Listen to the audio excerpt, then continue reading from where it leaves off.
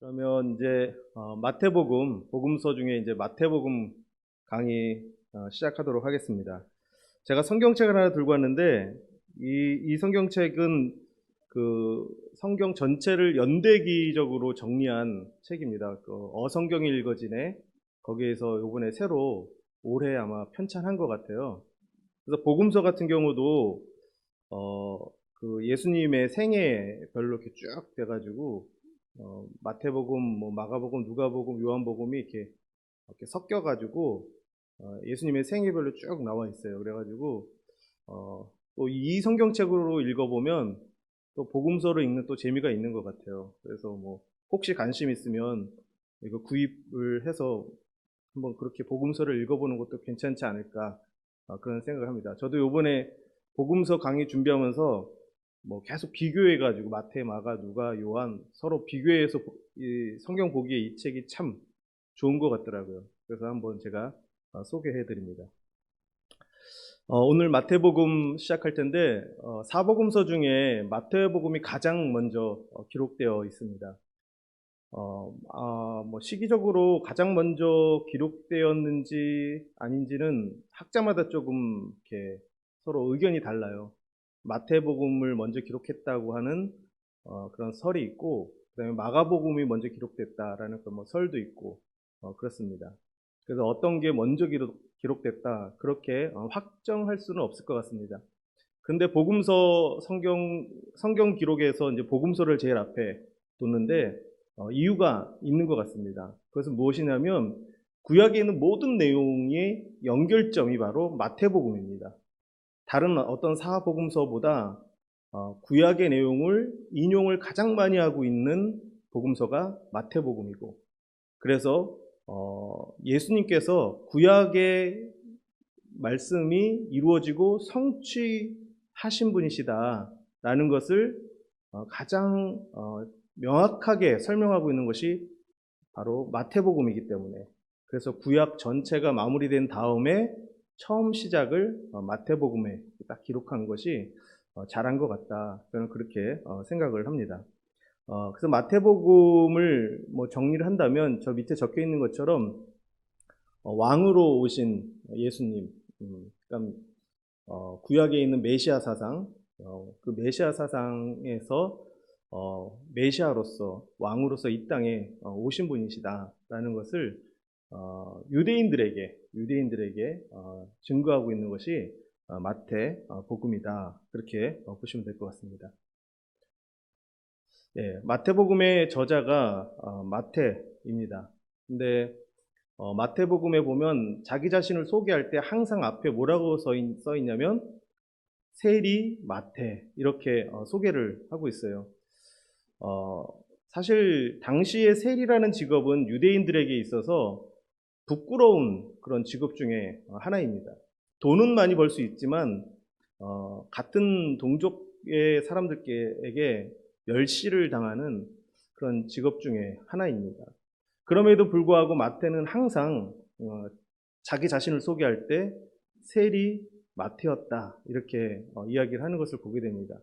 이것은 여러 가지 의미가 있는데 예수님의 제자로서 예수님을 만나고 나서 자기가 얼마나 은혜를 받았는지 그것을 나타내기 위해서 자기가 세리였다라는 것을 꼭 이렇게 이야기하는 것이 아닌가 그런 생각을 합니다.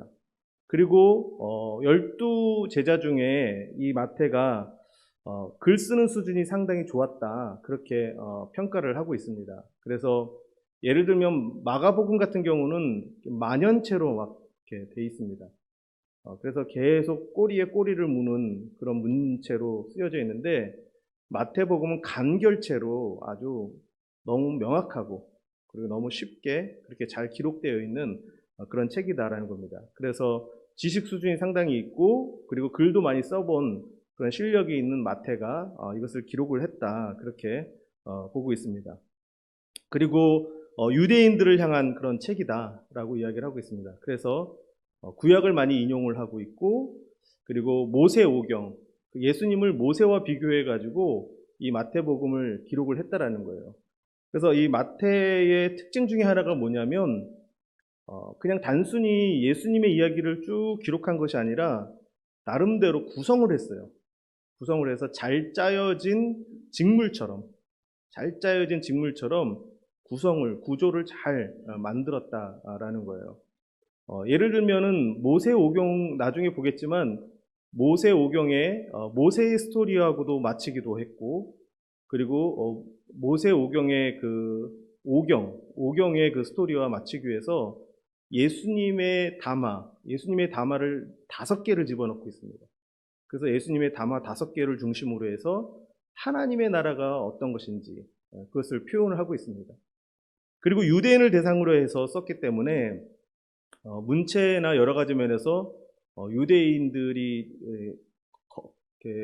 꺼리낌 없는 그런 용어들을 많이 쓰고 있습니다. 그래서 예를 들면 하나님이라는 말 대신 하늘에 계신 아버지 이렇게 표현을 하고 있고, 하나님의 나라라고 얘기를 하는 것 대신 하늘나라 이렇게 표현을 하고 있죠. 그래서 유대인들이 하나님이라는 말을 쓰는 것을 굉장히 꺼려하잖아요. 그래서 그런 것들을 고려해서 하늘나라라는 말을 쓰고 있고, 그리고 하늘에 계신 아버지 이런 용어를 쓰고 있다라는 것입니다. 그래서 이 마태복음의 저자는 마태가 썼다라는 것을 초대 교부들이 확증하고 있는 것입니다. 그리고 성경 마태복음 안에도 자기 자신에 대한 이름을 기록하고 있는 걸로 봐서 마태가 쓴 것이 분명하다 그렇게 보고 있는 것입니다. 이 마태복음의 특징은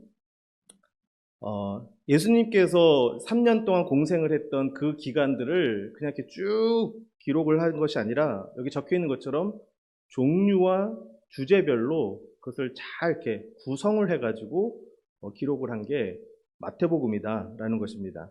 그래서 꼼꼼한 구조와 설계를 했다라는 것입니다. 그리고 구약의 인용이 굉장히 많이 있습니다. 그래서 예수님의 삶과 십자가와 죽음이 구약을 성취한 사건이다라는 것을 강조하고 있습니다. 마가는 이야기꾼이라고 한다면 이 마태는 기자처럼 아주 논리정연하게 글을 잘 써내려갔다 그렇게 평가를 하고 있습니다. 우선 마태복음 1장을 보면 마태복음에 제일 먼저 뭐가 나옵니까? 예수님의 계보가 나옵니다. 이것부터가 예수님은 구약의 그 예언이 성취된 것이다 라는 것을 보여주는 아주 단적인 예다라고 할 수가 있습니다. 그래서 다른 복음서와는 달리 처음부터 예수님의 계보, 족보에 대해서 기록을 하고 있습니다. 근데 예수님의 이 족보와 계보에 몇 가지 특징들이 있습니다. 여기 이렇게 쭉 보시면 아시겠지만 14대, 14대, 14대 이렇게 정리를 했습니다. 그래서 아브라함부터 다윗 왕까지, 여기서 또 재밌는 게 뭐냐면 다윗을 그냥 다윗이라고 표현하지 않고 나중에 성경 보시면 아시겠지만 다윗 왕으로 표현하고 있어요. 이것은 뭘 의도하고 있는 거냐면 예수님이 다윗 왕가의 혈통에서 나온 메시아 왕이시다 라는 것을 강조하기 위해서 다윗 왕 이렇게 표현을 하고 있습니다. 다른 사람은 다 이름만 적었습니다. 다른 사람들도 뒤에 솔로몬도 왕이고 르호보암도 다 왕이거든요. 근데 이제 다윗만을 유일하게 다윗 왕 이렇게 표현을 하고 있습니다. 그리고 다윗 왕은 또 겹쳐서 이렇게 되어 있습니다. 그래서 또 다윗부터 요시아까지 14대. 그래서 그리고 또 여고냐 바벨론 포로 이후부터 예수님까지 14대 이렇게 해서 14대, 14대, 14대 이렇게 기록을 하고 있고, 성경에서도 분명히 그렇게 얘기를 하고 있죠. 14대, 14대, 14대 이렇게 기록했다라고 얘기를 합니다. 그런데 이게 어떻게 명확하게 이렇게 14명씩 떨어지겠습니까? 자세히 보면 알겠지만 생략되어 있는 사람들이 있어요. 이 14대에 맞추기 위해서 생략되어 있는 사람이 있습니다. 그래서 의도적으로 14명씩 이렇게 맞췄다라는 거예요. 이것도 역시 무엇을 의미하냐면 히브리어를 보면 히브리어에 숫자하고 이렇게 연결되어 있는 것이 있습니다. 그래서 저게 다윗이라는 히브리어인데 저 숫자가 저걸 히브리어를 숫자로 바꾸면 4, 6, 4입니다. 그 도함은 뭡니까? 14. 그러니까 다윗은 숫자로 바꾸면 뭐냐면요. 14예요, 14. 그래서 14대, 14대, 14대 했다라는 얘기는 뭐냐면 이 족보는 다윗 왕의 족보다라는 것을 더 명확하게 지금 보여주고 있다라는 거예요. 그래서 다윗 왕의 혈통을 통해서 나오신 분이 바로 예수님이시다라는 것을 이야기를 하고 있죠. 마태복음에도 족보가 있는데 누가복음에도 족보가 있습니다. 그래서 요셉부터 솔로몬까지, 요셉부터 솔로몬까지, 그리고 누가복음에서는 마리아부터 시작해가지고 나단까지 이렇게 서로 다른 족보를 기록을 하고 있어요. 이름이 다른 족보를. 그리고 다윗부터 아브라함까지는 똑같아요. 마태복음하고 누가복음하고. 그리고 누가복음은 아브라함에서 어디까지 가냐면 아담까지 갑니다. 요게 마태복음의 족보와 누가복음의 족보의 차이점입니다. 그 차이점을 다시 한번 설명드리면 마태복음은 아브라함과 다윗의 자손이다라고 얘기를 하면서 무엇에 대해서 강조하고 있냐면 구약의 언약이 이루어지고 성취된 분이 예수님이시다. 메시아로 오신 왕이시다라는 것을 강조하기 위한 족보라고 한다면 누가복음은 어디까지 연결된다고 했습니까? 아담까지 연결되는 거예요. 그래서 누가복음에서는 온 인류의 진정한 왕이 누구라고요? 예수님이시다라는 것을 강조하고 있다라는 거예요. 그런데 그 다윗 이후부터는 서로 다른 이름을 기록하고 있잖아요. 그래서 이게 뭐냐라고 했을 때 마태복음은 요셉의 족보를 기록한 것이고 누가복음은 마리아의 족보를 기록해서 차이점이 여기가 있다 이렇게 설명을 합니다. 그리고 마태복음은 예수님의 법적 왕통의 기록, 왕들을 계속해서 기록을 했기 때문에 그 왕통을 기록을 한 것이다라고 보고 있고 누가복음에서는 예수님의 자연적인 혈통에 대해서 기록을 하고 있다. 그렇게 설명을 하고 있습니다. 나중에 족보를 한번 비교해 보세요. 이렇게 비슷한 점도 있고 또 다른 점도 있습니다. 그에 따라서 마태복음이 강조하고 있는 것이 뭔지 누가복음이 강조하고 있는 것이 무엇인지 조금씩 다르다라는 것을 이해하실 수 있을 겁니다. 그리고 그 마태복음에 나온 예수님의 족보에 특징이 있는데 또 그것이 뭐냐면 다말과 라합과 우리아의 아내 그리고 마리아 이렇게 네 명의 여인에 대해서 지금 기록을 하고 있다라는 거예요. 그 예수님의 그 족보에 이 여인들이 들어가 있다라는 것이 상당히 특징적인 그런 부분 중에 하나입니다. 그리고 다말과 라합과 우리아의 아내와 마리아 다 한결같이 조금 흠결이 있어 보이는 그런 여인들이다라는 거예요. 그리고 마리아 빼고는 다 이방 여인들입니다. 그럼에도 불구하고 예수님의 족보에 이 여인들이 기록되어 있다라는 것은 무엇을 의미하냐면 하나님의 나라는 유대인들만을 위한 것이 아니라 이방인과 관련되어 있다라는 것을 보여주고 있는 것이고 그리고 하나님의 구원의 역사는 우리 인간의 흠결과 우리의 부족함에도 불구하고 누가 이루어 가신다라는 거예요? 하나님께서 이루어 가신다라는 거예요. 우리 인간은 부족하고 연약한 것이 당연하다라는 거예요. 실수한다라는 거예요. 그런데 그럼에도 불구하고 하나님은 하나님의 언약과 하나님의 일을 이루시고 성취하시는 분이시다라는 것을 이 족보를 통해서 우리에게 이야기를 하고 있다라는 겁니다. 그리고 또 성경의 족보는 어떤 의미가 있냐면 새로운 이야기를 시작할 때 항상 족보부터 이야기를 한다라는 거예요. 예를 들면 성경에 여러 가지 족보들이 많이 나옵니다. 그런데 창세기에서 족보가 나오는데 그 족보가 나오면 항상 새로운 이야기가 시작된다는 거예요. 그래서 창세기 1장부터 있는 그런 내용은 하늘과 땅의 족보라는 거예요.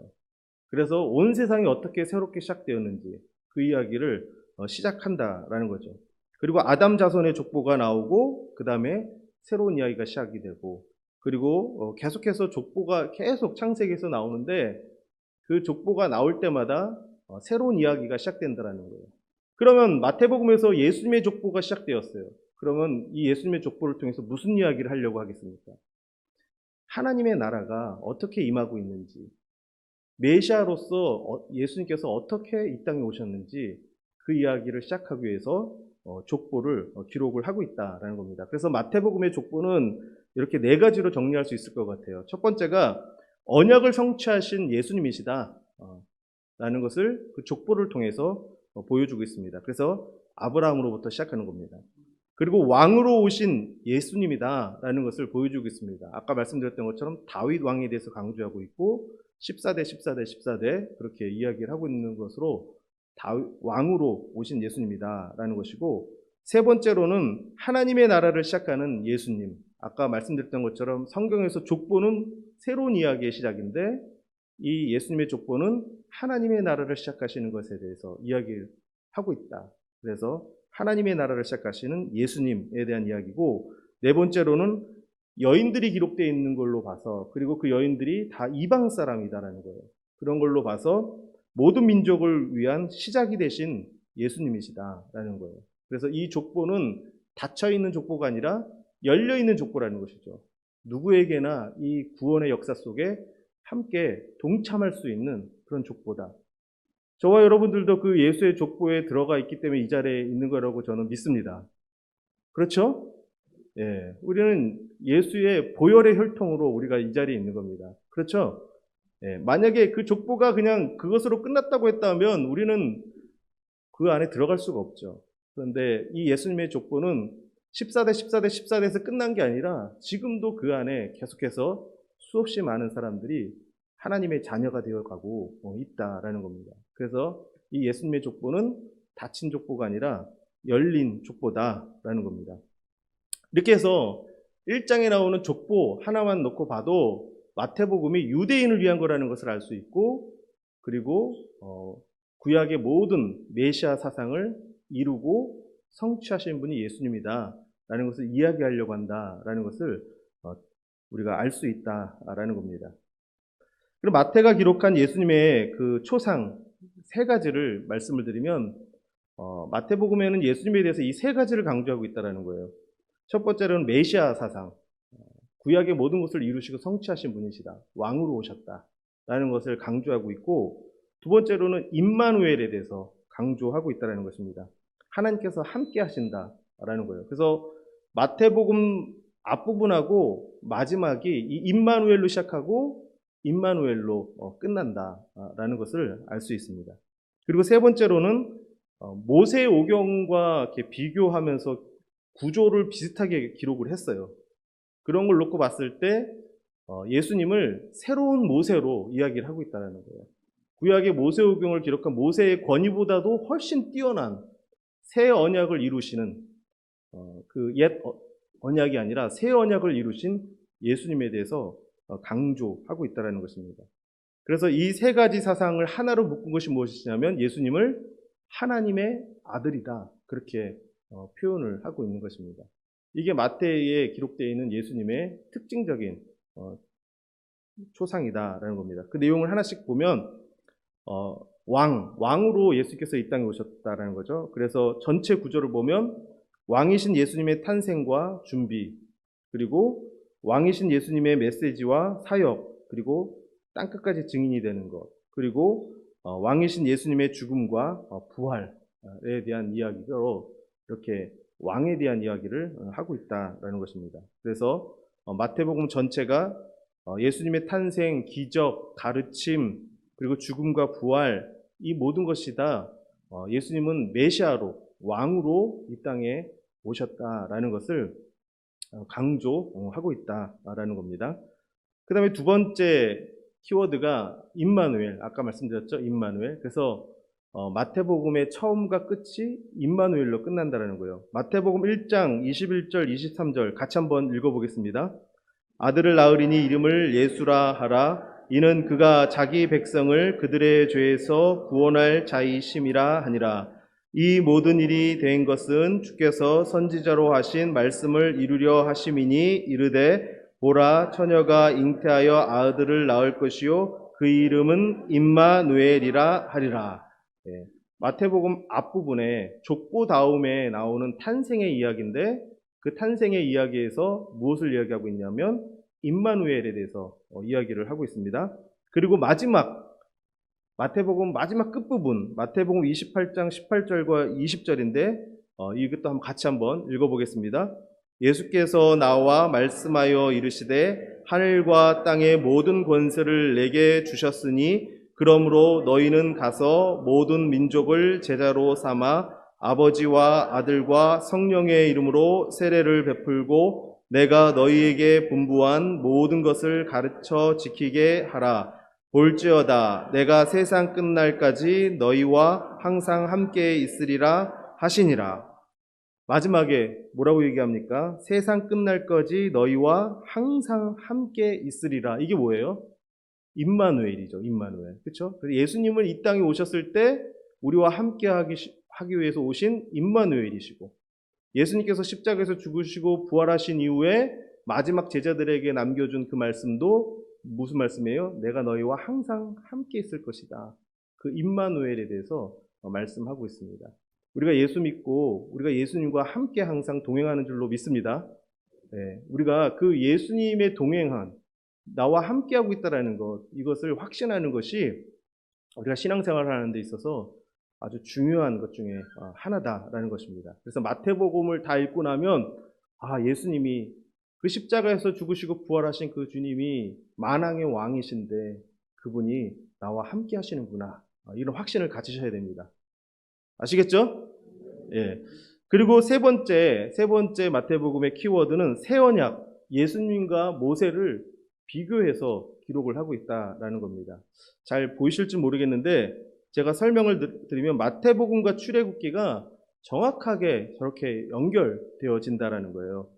마태복음 1장과 2장은 예수님의 어린 시절에 대해서 기록을 하고 있는데 출애굽기 1장부터 4장까지 모세의 어린 시절에 대해서 기록을 하고 있습니다.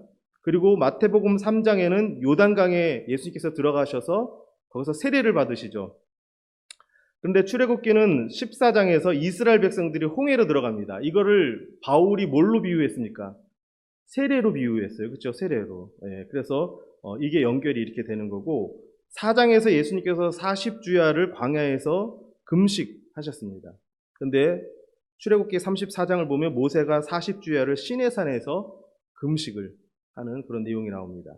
그리고 광야에서 예수님께서 시험을 당하셨는데 출애굽기 16장, 17장을 보면 그 이스라엘 백성들이 40년 동안 광야 생활 가운데 시험을 받는 그런 이야기가 나온다는 거죠. 그리고 5장부터 7장을 보면 예수님께서 산에 올라가서 산상수훈을 말씀하시죠. 출애굽기 19장에서 23장은 모세가 그 시내산에서 율법을 선포하게 됩니다. 그러니까 이렇게 연결이 되고 있다는 거예요. 모세와 예수가 연결이 되어 있다는 거. 의도적으로 마태복음을 이렇게 기록을 했다라는 거죠. 그리고 8장과 9장을 보면 예수님께서 행하신 10가지 기적이 있습니다. 그러니까 마태복음 8장부터 9장까지 10가지 기적에 대해서, 이적에 대해서 기록되어 있는데 출애굽기 7장부터 12장까지 바로왕 앞에서 몇 가지 재앙에 대해서 10가지 재앙, 그렇죠? 10가지 재앙과 기적이죠, 사실은. 그 내용들이 연결된다라는 것입니다. 그리고 17장에서 예수님은 변화산에 올라가셨는데 출애굽기에서는 24장, 34장에서 모세가 아론과 나답, 아비후를 데리고 시내산에 올라갔다라는 것. 이런 내용들이 정확하게 연결이 되어 있다는 거예요. 모세가 이렇게 기록한 의도는 무엇이냐면 유대인들이 가장 존경하는 사람 누굽니까? 가장 권위 있게 여기는 사람을 모세로 생각하고 있는데 예수님은 그 모세보다도 더 권위 있는 분이시다. 모세가 하나님으로부터 언약을 받았다고 한다면 예수는 새 언약을 이루시고 성취하신 분이시다 라는 것을 유대인들에게 말하기 위해서 의도적으로 이런 구조로 마태복음을 기록을 했다라는 것입니다. 이렇게 기록을 하니 유대인들이 예수를 안 믿을 수 있겠습니까? 그래서 유대인들 가운데 예수를 믿는 사람들이 나오게 된 거죠. 그리고 마태복음은 구약의 인용을 다른 복음서보다 많이 하고 있다는 거예요. 한 50회 정도 가까이 구약에 있는 내용을 그대로 인용을 하고 있다라는 것입니다. 그 내용이 지금 여기 제가 이렇게 정리해 둔 것입니다. 나중에 한번 보시면 되고요. 그래서 마태복음의 핵심, 그 전체 주제와 구조를 보면은 이렇게 정리를 할 수가 있습니다. 여기서 보면은 이것을 이제 뭐 샌드위치 구조 뭐 이렇게 얘기하기도 하는데, 정말 이 마태복음을 통해서 하고 싶은 얘기가 무엇이냐, 그 얘기를 가장 가운데 노른자에다가 뒀다라는 거예요. 지금 빨간색으로 이렇게 쭉 박스 쳐놨죠. 그게 무엇입니까? 천국 설교에 대한 거. 마태복음 13장에 보면 천국 비유에 관한 설교가 나오게 됩니다. 이게 가장 마태복음의 지금 중심에 있어요. 이것을 중심으로 해서 대칭적으로 이루어져 구조가 이루어져 있다는 거예요. 이 얘기는 무슨 얘기냐면, 마태복음에서 얘기하고 싶은 이야기는 하나님의 나라에 대해서 이야기를 하고 싶다는 거예요. 하나님의 나라를 이루고 성취하기 위해서 오신 분이 누구라는 거예요? 예수님이라는 거예요.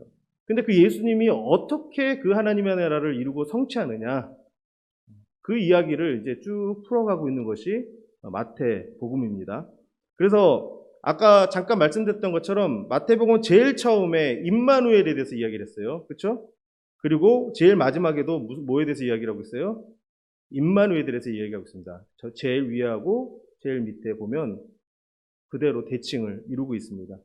그리고 마태복음 3장을 보면 예수님께서 세례를 받으셨어요. 세례를 받으셨는데 마태복음 27장에 보면 죽음의 세례를 예수님께서 받으셨어요. 그게 뭘 말하는 거예요? 예수님의 십자가의 죽음과 부활을 말하는 겁니다. 이걸 죽음의 세례라고 썼는데 마가복음에서 이 용어를 그대로 쓰고 있습니다. 예수님의 십자가에 대해서 이야기를 하면서 그것이 죽음의 세례다, 그렇게 이야기를 하고 있어요. 그래서 예수님의 세례와 죽음의 세례가 또 대칭을 이루고 있습니다.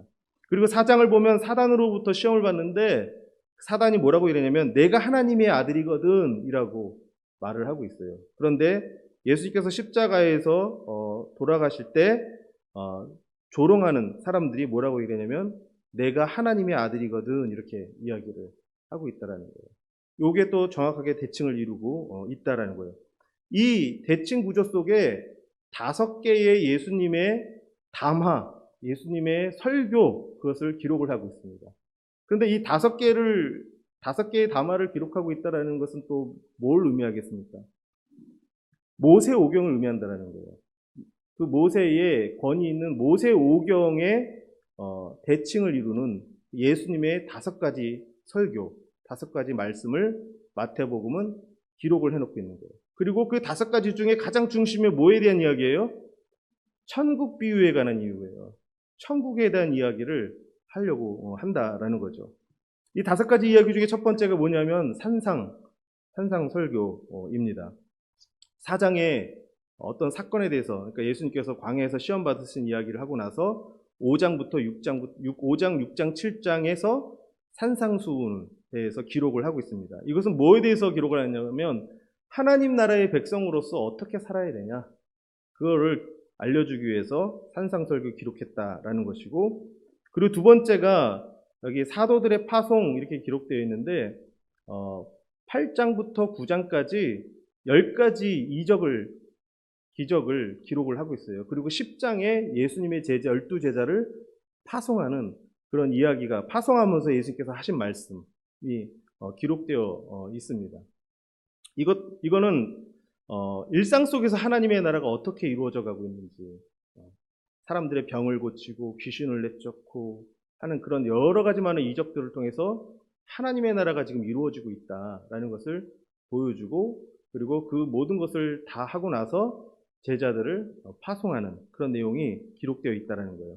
그리고 세 번째, 가장 중심에 또 여러 가지 이야기들을 하고 나서 그 다음에 13장에 천국 비유에 대해서 기록을 해뒀다라는 겁니다. 그리고 14장부터 20장까지도 앞에 여러 가지 사건들을 기록을 하고, 뭐 오병이어 기적 사건도 나오고 그런 여러 가지 사건을 기록을 하고 나서 20장에 이제 또 예수님께서 하신 말씀이 있습니다. 그 말씀은 너희가 서로 용서하고 서로 섬기고 서로 나누며 살아야 된다라는 그런 설교의 말씀을 기록을 하고 있는데, 이것은 세상 나라와 다른 그런 하나님의 나라, 그 모습을 이야기하고 있다라는 겁니다. 그리고 5번째로는 종말에 대해서 설교를 하고 있죠. 24장, 25장입니다. 그 앞부분에는 또 여러 가지 사건에 대해서 기록을 하고 있고 24장, 25장에는 종말에 대해서, 그래서 마지막 때 하나님의 나라가 어떻게 임하는지 그것을 예수님께서 말씀을 하고 있습니다. 그래서 마태복음에서 얘기하고 싶은 것은 그 하나님의 나라에 대해서 이야기를 하고 있는 건데, 이 하나님의 나라가 어떻게 이루어지느냐. 제자들은 예수님을 쫓아다니면서 있었지만 제자들도 사실은 처음에는 이해하지 못했다라는 거예요. 그래서 마태복음 16장 21절과 22절을 보면 이 앞에 무슨 내용이 나오냐면, 베드로한테 너는 나를 누구라고 하느냐 하니까 베드로가 그리스도시다 그렇게 얘기를 하잖아요. 그렇죠? 예. 그래서 정답을 얘기했는지 알았는데 베드로가 생각했던 그리스도 메시아는 다른 거였다라는 거예요. 그래서 여기서 보면 이때로부터 예수 그리스도께서 자기가 예루살렘에 올라가 장로들과 대제사장들과 서기관들에게 많은 고난을 받고 죽임을 당하고 제3일에 살아나야 할 것을 제자들에게 비로소 나타내시니라. 그때 비로소 예수님께서 이 이야기를 처음 한 거예요, 제자들한테. 그랬더니 베드로가 뭐라고 합니까? 베드로가 붙들고 항변하여 이르되, 이게 붙들고 항변하였다라는 게 뭐냐면,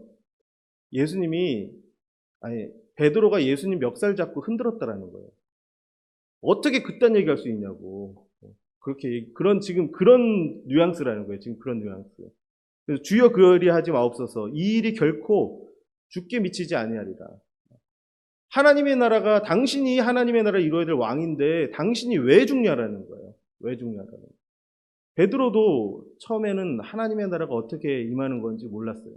베드로도 예수님이 기적을 행하시고 하니까, 그리고 사람들한테 빵을 주고 하니까 그런 세상의 왕 같은 메시아라고 생각을 했던 거죠. 그런데 예수님께서 말씀하신 하나님의 나라, 메시아는 어떻게 이루어지는 것입니까? 십자가에서 죽어야 되는 것이고 부활을 통해서 하나님의 나라가 이루어지는 것에 대해서 말씀하고 있다라는 것이죠. 그래서 마태복음 뒤에도 그 내용을 그대로 기록을 하고 있는 거죠. 예수님의 십자가와 부활에 대해서 이야기를 하고 있다는 겁니다. 오늘날 저와 여러분들도 마찬가지입니다. 우리가 예수를 믿는데 예수를 왜 믿냐라는 거죠. 이 세상에서 복받고 뭔가 떵떵거리면서 살고 싶어서 예수를 믿는 게 아니라는 거죠. 그 하나님의 나라의 가치관을 가지고 이 땅에서 살기 위해서, 하나님이 꿈꿨던 그 하나님의 나라를 우리도 꿈꾸면서 이 땅에서 살아가기 위해서 우리가 예수를 믿는다는 거예요. 그런데 그 예수를 믿기 위해서는 반드시 십자가를 통과해야 된다는 거예요.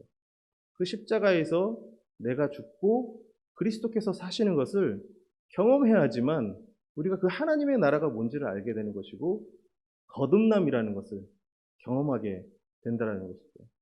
우리의 옛 자아를 가지고는 하나님의 나라에 들어갈 수도 없고 경험할 수가 없다는 거예요. 우리의 육신과 그 자아가 십자가에서 죽어지는 경험을 하고 그 십자가를 경험해야지만, 그리고 그 안에서 그리스도께서 사시고 예수 생명이 내 안에서 나타나는 것을 경험해야지만 우리는 하나님의 나라가 무엇인지, 그리고 하나님의 나라의 가치를 따라서 살아가는 그런 인생이 되어진다라는 것입니다. 이것을 알지 못하면 예수님의 십자가 얘기하면 우리도 베드로처럼 멱살 잡고 흔들면서 그런 일 없을 거라고 그럴 거라는 거죠. 그래서 우리는 그 십자가를 통해서만, 그 부활을 통해서만 하나님의 나라를 우리가 경험한다라는 거예요. 그래서 사도 바울이 말하지 않습니까? 그 십자가와 부활이 아니면 나는 아무것도 아니다. 내가 아무리 뭐 대단한 거 해도 아무 소용이 없는 거다라고 이야기하지 않습니까? 우리 신앙의 가장 깊은 베이스, 바로 그 예수님의 십자가와 부활을 믿는 것입니다. 그 예수님의 십자가와 부활이 정말 나의 삶으로 다가와야 한다는 것입니다. 그래서 복음서는 모두 다 그 예수님의 십자가와 부활에 초점을 두고 이야기를 하고 있다는 겁니다.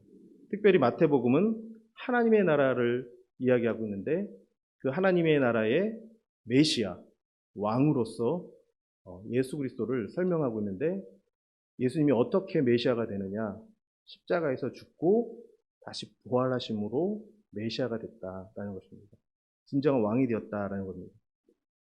그리고 마지막 마태복음 28장에서 예수님께서 부활하시고 대위임령에 대해서 말씀하시죠. 땅끝까지 이로 복음을 증거하라 라고 이야기를 합니다. 그래서 그 내용을 다시 한번 보면 마태복음 28장 18절과 20절입니다. 같이 한번 읽어보겠습니다. 예수께서 나와 말씀하여 이르시되 하늘과 땅의 모든 권세를 내게 주셨으니 그러므로 너희는 가서 모든 민족을 제자로 삼아 아버지와 아들과 성령의 이름으로 세례를 베풀고 내가 너희에게 분부한 모든 것을 가르쳐 지키게 하라. 볼지어다 내가 세상 끝날까지 너희와 항상 함께 있으리라 하시니라. 이 말씀을 보면 예수님이 부활하시고 나서 하신 말씀이신데 뭐라고 말씀하시냐면 하늘과 땅의 모든 권세를 누구에게 줬다고요? 내게 줬다는 거예요. 예수님 자신에게. 아버지께서 하늘과 땅의 모든 권세를 나에게 줬다. 그 얘기는 무슨 얘기예요? 이제 내가 왕이 됐다라는 거죠.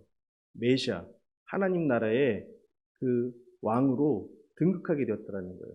무엇을 통해서요? 십자가와 부활을 통해서. 그 십자가와 부활을 통해서 하나님께서 예수님을 그 하나님 나라의 메시아 왕으로 세워주셨습니다. 그래서 그 모든 권세를 내게 주셨으니 그 권세를 가지고 내가 너희한테 말하고 분부하고 한다라고 하는 내용이 이제 19절 말씀이죠.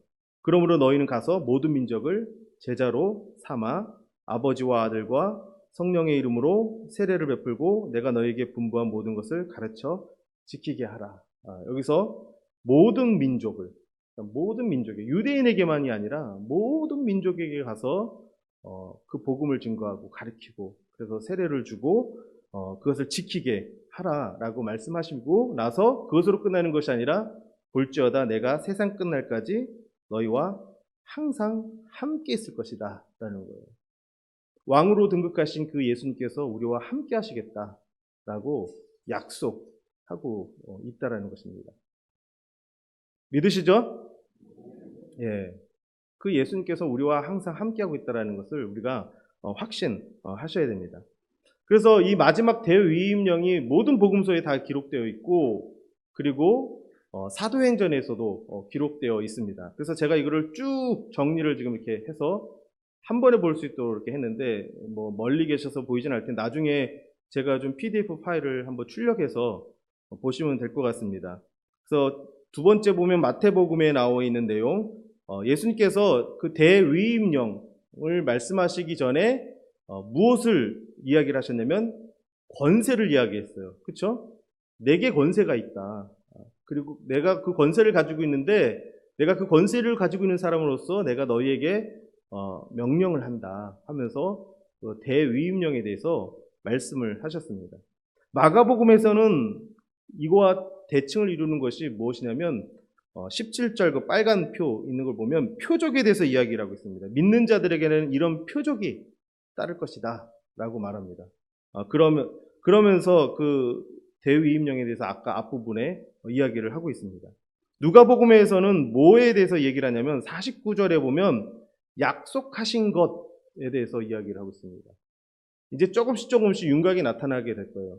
예수님께서 내가 권세가 있다라고 얘기를 했고 그리고 마가복음에서는 표적이 따를 것이다. 복음을 증거하고 할 때 표적이 따를 것이다 라고 얘기를 했고 누가복음에서는 약속하신 것을 너희에게 보낼 것이다 라고 이야기를 하고 있고 요한복음에서는 뭐라고 얘기를 하냐면 평강이 있을지어다 라고 이야기를 하고 있습니다. 그리고 이것이 정확하게 무엇인지 사도행전에서 이야기를 하고 있죠. 사도행전 1장 8절에서 오직 무엇이 너희에게 임하면요 성령이 너희에게 임하면 너희가 권능을 받고 예루살렘과 온 유대와 사마리아와 땅끝까지 이르러 내 증인이 되리라 라는 거예요. 그래서 이 예수님이 이 땅에 왕으로 오셨고 그리고 예수님께서 말씀하신 이 복음을 증거하는 이 사명을 이루기 위해서 그냥 우리에게 하라고 내던진 것이 아니라 우리에게 무엇을 약속하셨어요? 성령을 약속하셨다라는 거예요. 성령. 근데 그 성령이 어떤 것이냐? 성령 안에 표적이 나타난다는 거죠. 성령이 역사하면 표적이 나타난다는 거예요. 성령이 우리 가운데 역사하면 예수의 권세와 권능을 우리가 갖게 된다는 거예요. 그것이 예수님께서 약속하신 것이라는 거예요. 예수님께서 약속하신 것. 그리고 성령이 우리에게 임하면 평강이 임하는 거죠. 두려워하지 않고 평강 가운데 담대하게 복음을 증거할 수 있게 된다는 것입니다. 그래서 왕으로 오신 예수님께서 우리에게 약속하신 것, 성령을 내가 너에게 보내겠다. 그 성령이 우리에게 임하면 예수의 권능이 우리에게 임하는 것이고, 그리고 표적이 나타나고 우리 가운데 평강이 임하게 되고 그런 놀라운 일들이 일어나면서 복음이 증거된다는 거예요. 복음이 증거돼요.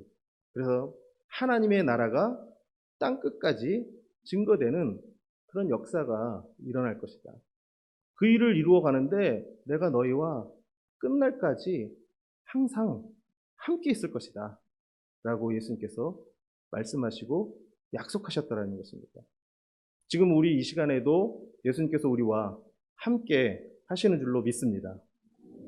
마태복음을 읽으면서 그 왕으로 오신 예수님을 우리가 경험하고 만나고, 우리 예수님께서 우리에게 마지막에 분부로 말씀하신 것, 그것을 이루시고 성취하는 저와 여러분들이 될 수 있기를 바랍니다.